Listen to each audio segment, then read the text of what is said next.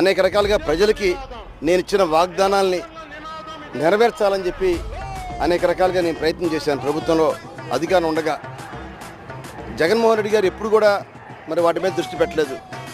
అనేక రకాల అపరిష్కృతంగా ఉన్న పనుల గురించి కూడా అడిగాను. కాబట్టి ఇవన్నీ కూడా నాలో నిరుత్సాహాన్ని కలిగించింది.